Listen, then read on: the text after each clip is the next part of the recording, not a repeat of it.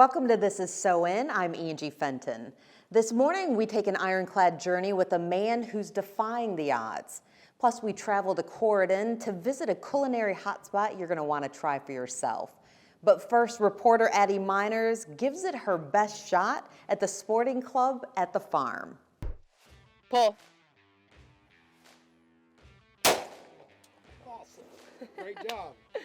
Welcome back to another Explore with Extol. I'm your host, Addie Miners, and today we are at the Sporting Club at the Farm in New Albany, Indiana.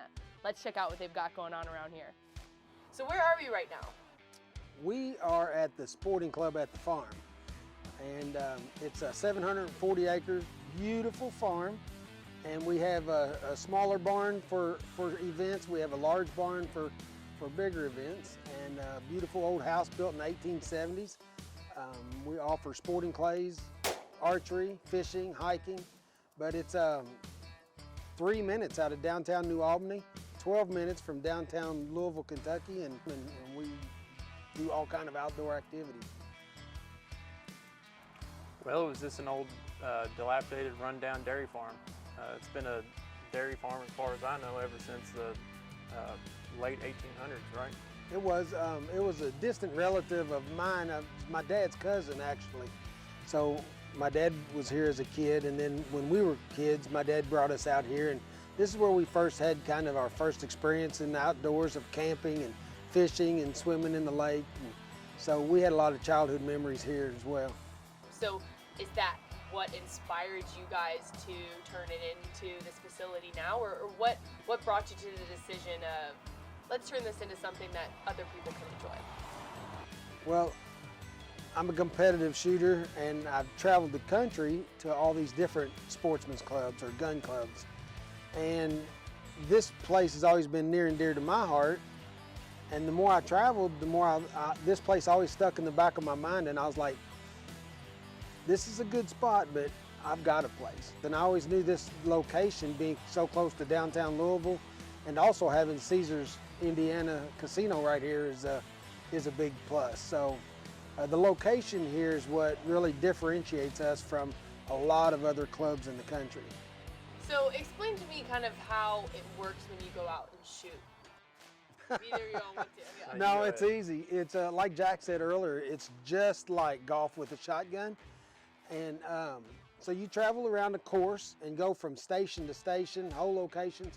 And at every stop, we have 14 stations on the course. So at every stop, you have a different target presentation. Some targets will be high, low, crossing targets, incoming targets, rabbits that roll on the ground. So just a different presentation at every stop. And we also offer a 5-stand that you could take and shoot five people at a time can participate. And that's very fun for small groups because the camaraderie all stays together, and then you can heckle and have some fun and hoop and holler and watch each other shoot. So the 5-stand's fun as well. Who can come out here and come shoot? Is it, if I wanted to come out here by myself, do you all do group events? Do you do, is there a discounted Absolutely. Rate or something like that? Right, no, anybody can. Everybody's welcome, the public's welcome. We do have memberships, obviously, but anybody can come out for archery shooting and sporting clay shooting. Members have access to fishing and hiking. We have 330 acres of trails for hiking. But really, we do a lot of corporate events, weddings. We did a couple proms here. Just anything, large banquets. So this is fun having, so we're in the fun having business of entertaining and anything. The fun having business is the best type of business to be in, if you ask me. It's a labor of love, that's for sure. Yeah.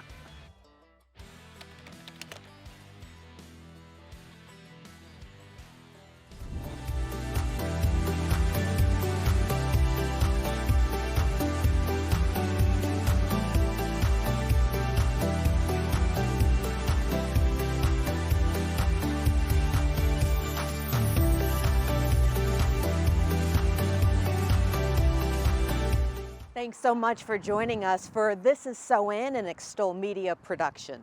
They say a picture's worth 1,000 words. Then, well, this book, it's priceless. Join us for Dave Miller's ironclad journey where he takes us from tragedy to triumph.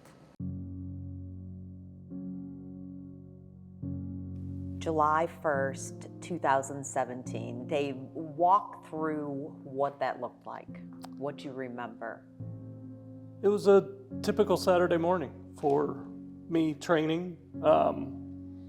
It had rained the night before, so my friends and I were texting each other on road conditions at our house. You know, are your roads dry? Are your roads dry?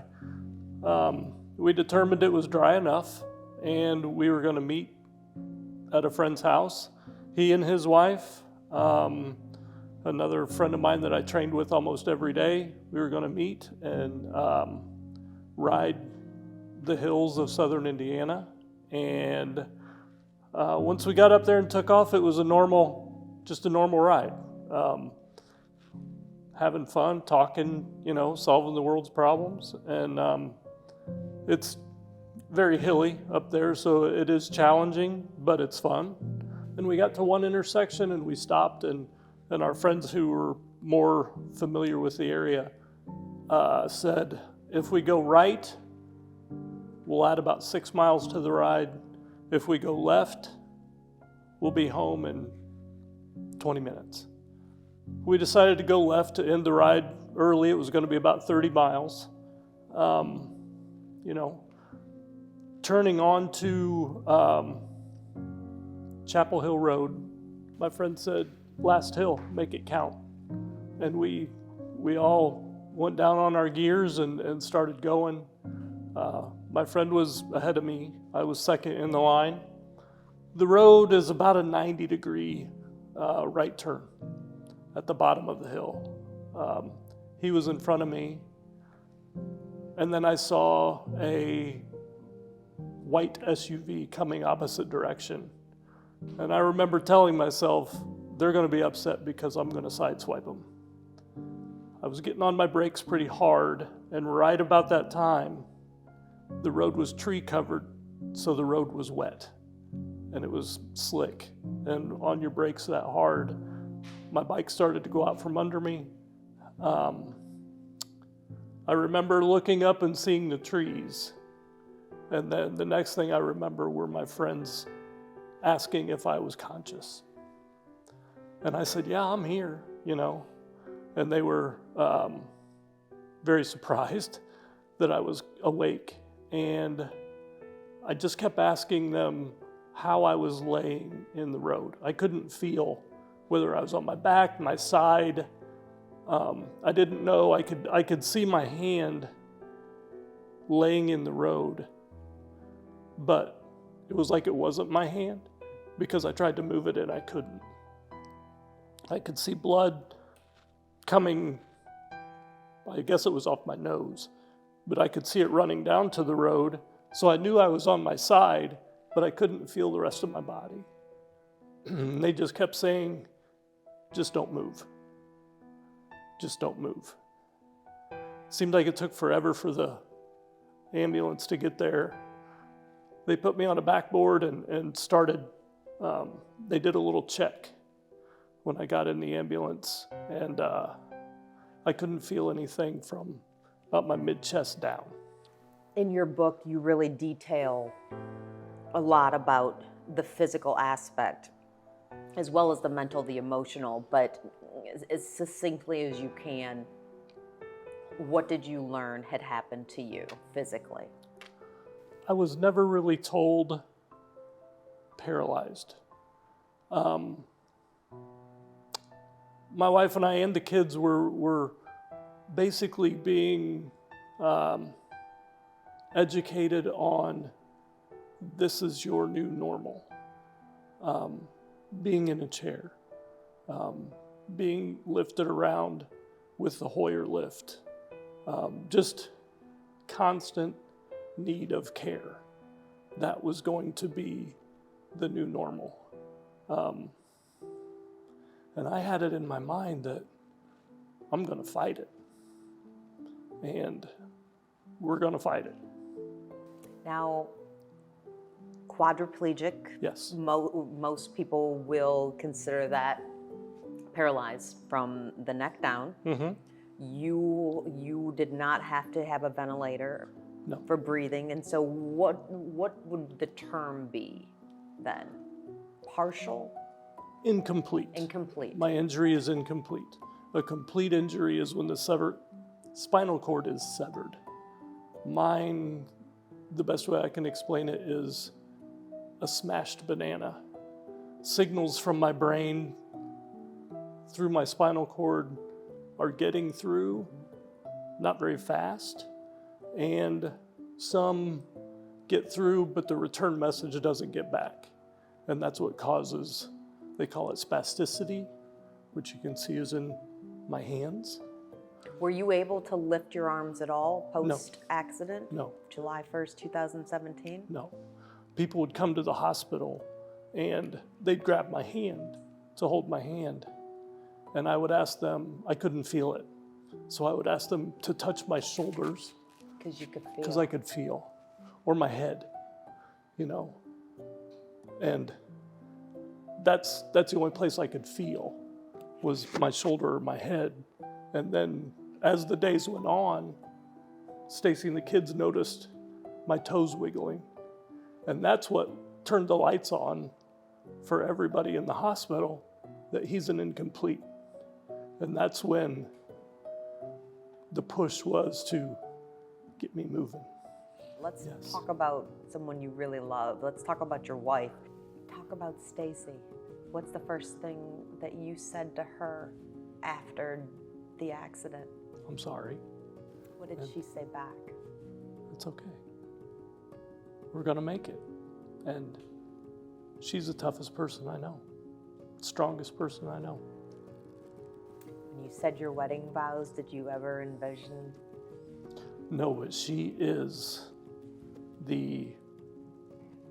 in the dictionary, she should be the person for better, for worse. Because she got the for worse. And she's right here beside me. Why did you decide to write Ironclad Journey? People in our circle of friends, they said that Stacy and I had a great story, either from me in the accident or how she has stuck with me through this horrible accident, and that we're overcoming this together. And we both, they said it's an inspiration. And some people don't, in my situation, don't like that word. They don't want to be an inspiration. But I've taken it as a positive. And if I can inspire somebody, just one person, it's worth it. It's a fast read, except that you want to keep going back, which is what I did. It's, I was immersed in this. Like I said, I wrote in it, star certain things. I cried. I laughed. You're funny, Dave. You're really funny. But I also, again, going back to, the struggles that people are experiencing right now. You lift people with this. Thank you. That's what I wanted to do. You can keep up with Dave Miller along with his wife Stacy on social media. A lot has transpired since we had that interview. I'd recommend that you follow him on Facebook as well as TikTok. You can also order Ironclad Journey. Warning, be prepared not only to be inspired, but he's wickedly funny, so be prepared to laugh as well. Now, you know him as the lead singer of Juicebox Heroes, but did you know Dan Farmer is also a foodie? This week in Extol Eats, he takes us to one of his favorite places. We are in downtown Corydon, Indiana, the state's first capital, founded in 1816. And today, we are at 1816 Modern Kitchen, where Scott Dickinson will be showcasing some Southern cuisine with a twist. Let's go check it out.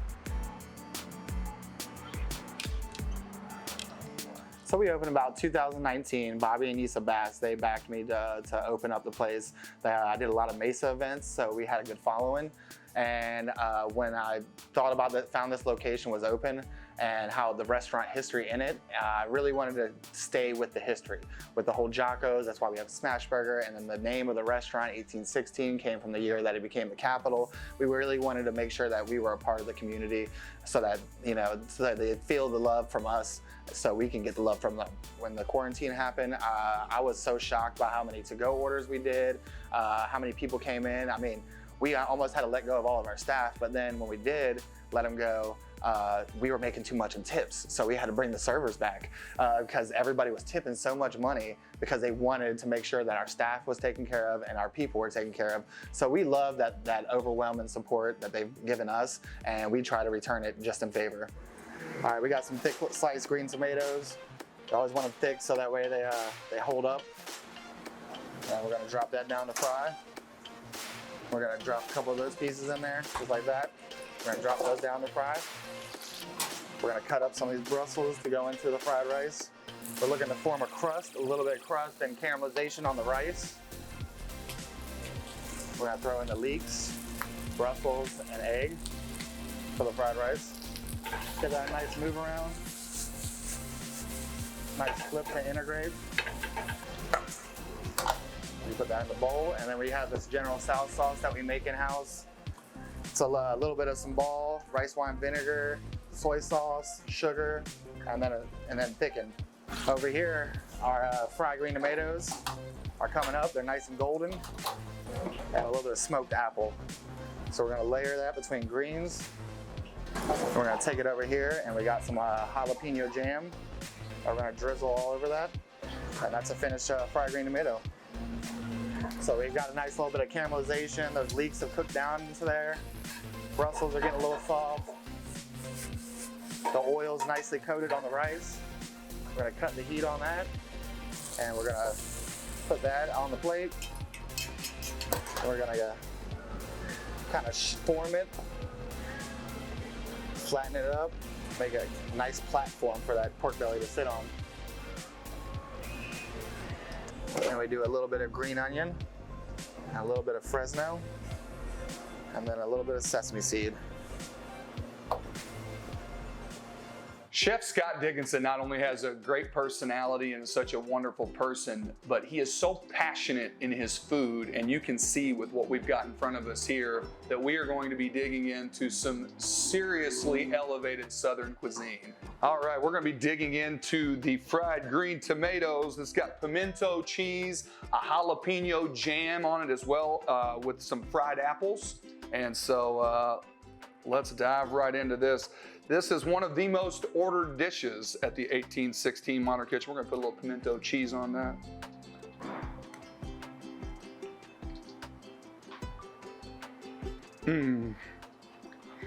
Wow. Sweet, savory, delicious. I've got to go in for another bite just to make sure it's really this good.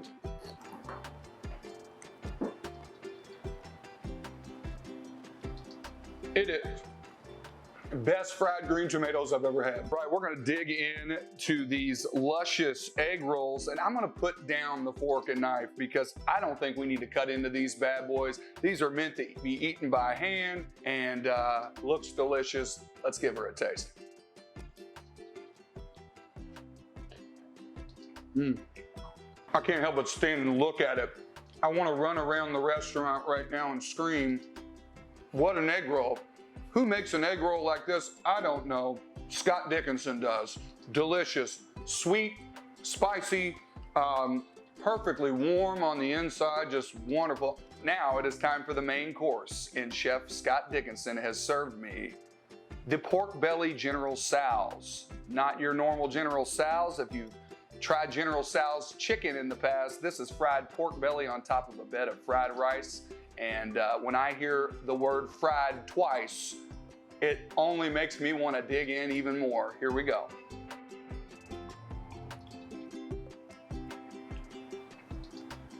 The rice is crispy.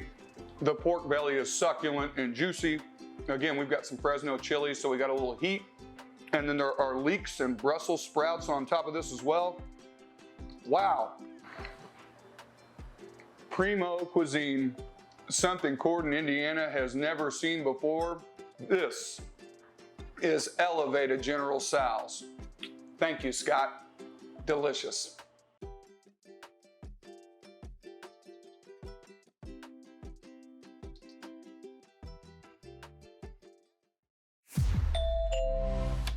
Hi, my name is Daniel Marlin. I'm the market leader for Movement Mortgage in the Kentucky, Southern Indiana region.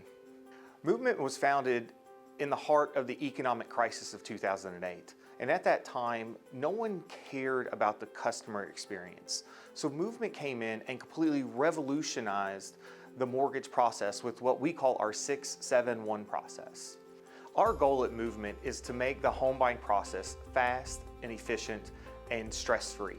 So when we submit a file into our underwriting department, our underwriters have a goal to underwrite that file within 6 hours or less.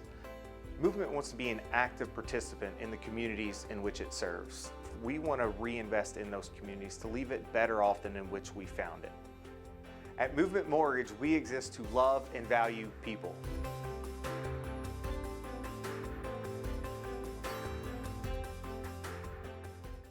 We're so glad you're joining us for This is SoIN. Now, some people's basements are convenient places to store clutter or other things you don't want people to see. But for others, the basement's one of the most inviting spaces of the home. This is SoIN contributor Brian Bell recently gave us a glimpse of his in this segment of Welcome Home, sponsored by Movement Mortgage. Welcome to the 9-month labor of love that is my basement.